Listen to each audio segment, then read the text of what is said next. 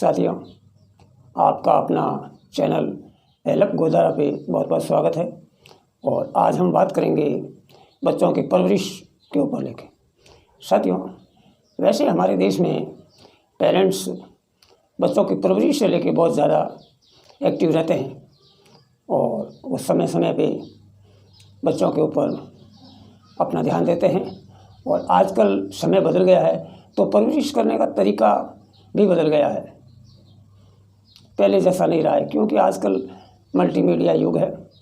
और ये जो जब से ये फ़ोन आए हैं तब से परवरिश के तरीके भी पेरेंट्स ने बदल दिए हैं, माता पिता ने।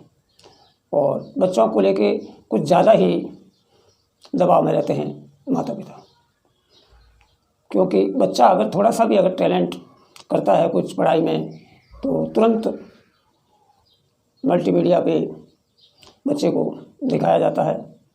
और फ़ोन से, क्योंकि सोशल मीडिया इतना बढ़ गया है कि फेसबुक पे, व्हाट्सएप पे बच्चे को बताया जाता है, चाहे वो चित्रकला हो, चाहे खेल कूद हो, चाहे पढ़ाई में मार्क्स हो। तो बच्चों में क्या है कि इससे दो तरह के इफ़ेक्ट पड़ते हैं।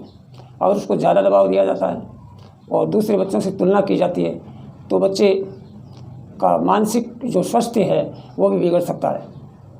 क्योंकि कई बार बच्चा अच्छा परफॉर्मेंस कर जाता है, कई बार बच्चा अच्छा परफॉर्मेंस नहीं कर पाता है। तो जब अच्छा परफॉर्मेंस कर जाता है तब तो माता पिता उसको बढ़ चढ़ के दिखाते हैं, और जब वो अच्छा परफॉर्मेंस नहीं कर पाता है तो माता पिता उसके ऊपर दबाव डालते हैं, तो उसके ऊपर मानसिक दबाव पड़ता है और उसका मानसिक स्वास्थ्य है वो खराब हो सकता है। इसलिए बच्चे को उस हिसाब से टैकल कीजिए, उसकी उम्र को देख के उससे बात करनी चाहिए, या उससे उसके जो प्रोग्रेस हो रही है उसको उस हिसाब से ही दिखाना चाहिए। दूसरे नंबर पर बात आती है कि ये जो धर्म है, संस्कृति है, इसके ऊपर भी माता पिता अपने धर्म की तुलना दूसरे के धर्म से करते हैं और अपने धर्म को अच्छा बताते हैं, अपनी संस्कृति को अच्छी बताते हैं, अपनी सोसाइटी को तुलना करते हैं अच्छी। ऐसा नहीं करना चाहिए। बच्चे को अपने धर्म के बारे में बताना चाहिए और दूसरे धर्म के बारे में भी बताना चाहिए, दूसरी सोसाइटी के बारे में बताना चाहिए, दूसरी संस्कृति के बारे में बताना चाहिए। तुलनात्मक अध्ययन होना चाहिए, स्वस्थ अध्ययन होना चाहिए। उसको एक तरफ का ज्ञान नहीं देना चाहिए, दोनों तरफ का ज्ञान देना चाहिए। लेकिन ज़्यादातर लोग अपना ही ज्ञान देते हैं, अपनी ही संस्कृति के बारे में बताते हैं।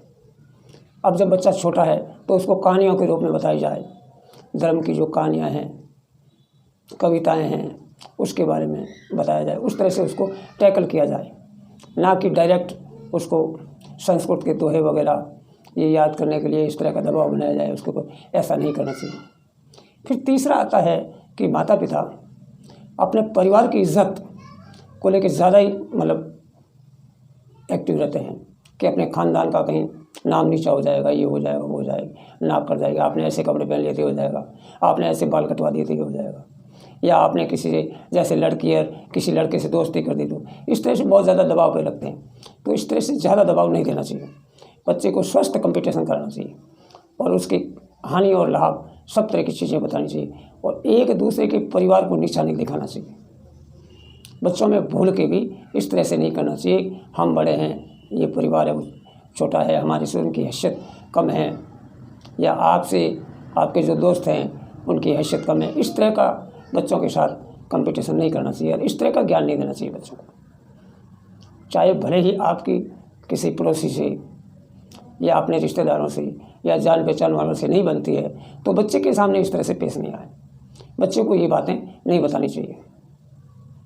बच्चों के लिए सब बराबर होते हैं और उनको इस तरह के कंपटीशन में नहीं उतारना चाहिए। अगर आपको इस तरह से कंपटीशन में उतारेंगे तो बच्चे के मानसिक दबाव पड़ेगा और उसका मानसिक स्वास्थ्य है वो खराब हो जाएगा।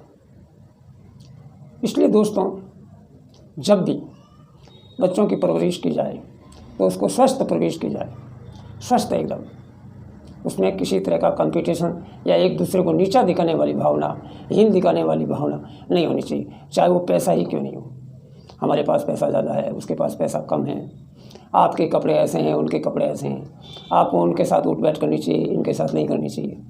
इस तरह का व्यवहार नहीं करना चाहिए। हाँ, इस तरह का व्यवहार ज़रूर करना चाहिए परवरिश में कि आज आप स्कूल गए हैं तो आपको रास्ते में कौन मिला, स्कूल में आपको टीचर ने क्या कहा, मैडम ने क्या कहा, आप जब स्कूल में थे, सारे बच्चे बाहर आ गए थे, तो आप लास्ट में तो नहीं रहे, तो लास्ट में रहे तो आपको आपके टीचर ने क्या कहा है, पेरेंट्स मतलब मैडम ने क्या कहा है, लड़की है चाहे लड़का, इस तरह का ध्यान ज़रूर रखना चाहिए। आपके दोस्त कौन हैं, किस तरह का उनका व्यवहार है, इस पर नज़र ज़रूर डालनी चाहिए। आपको बस में छोड़ने के लिए कौन आया था, किसने कहाँ से बस में उठाया, कहीं बीच में तो नहीं छोड़ा आपको, या आपके पास बैठ के क्या बातें की है, ड्राइवर ने क्या बात कही है, आपके दोस्तों ने क्या बात की, इस तरह का उसको ज़रूर तैयार करना चाहिए, इस तरह का ज्ञान उसको ज़रूर देना चाहिए, इस तरह की वार्तालाप आज के टाइम में ज़रूर करनी चाहिए।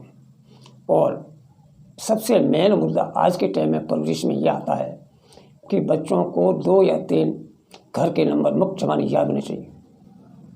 किसी भी टाइम में कोई भी प्रॉब्लम आ जाए तो उसका फ़ोन नंबर याद हो, और रास्ते में आते जाते स्कूल किसी भी बिना जान पहचान वाले आदमी से बात ना करें, उसके साथ मोटरसाइकिल पे ना बैठें, उसकी लिफ्ट ना लें, और अगर स्कूल बस में जाते हैं और ड्राइवर कहता है कि आप इसके साथ चले जाइए तो वहाँ ना जाएं।